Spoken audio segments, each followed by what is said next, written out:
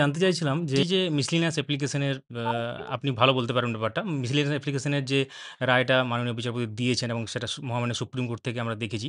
তো তারপরে যে ফ্রেশ রিক্রুটমেন্টের যে ব্যাপারটা বলা হয়েছে, এই ব্যাপারটা একটু ক্লিয়ার করলে ভালো হতো।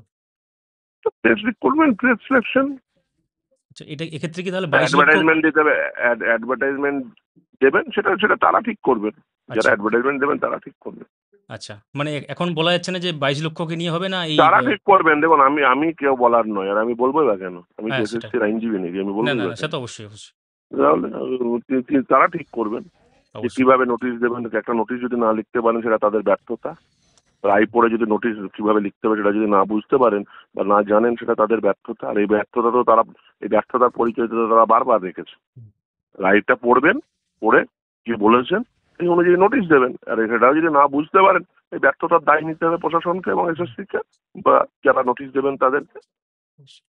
ফলে থ্যাংক একটা রায় পড়ে যদি কিভাবে নোটিশ লিখতে হবে সেটাও যদি না জানেন, সেটাও যদি আমাকে বলে দিতে হয়, তাহলে সেটা তো মুশকিল না? হুম, ওটা রায় পড়তে বলবেন এবং সেইভাবে নোটিশ আর দিতেই হবে। না দিলে কস্ট ইম্পোজ করবেন, অর্ডারটি রিকল হবে। তাহলে 31শে মের মধ্যে নোটিশ দিতে হবে। কিভাবে নোটিশ দেবেন সেটা তারা রায় পড়ে বুঝবেন। তাদের আন্ডারস্ট্যান্ডিং কেমন বুঝবো আমরা। হ্যাঁ। ঠিক আছে sir. Thank you so much sir, আমার সঙ্গে সময় দেওয়ার জন্য। Thank you. ধন্যবাদ।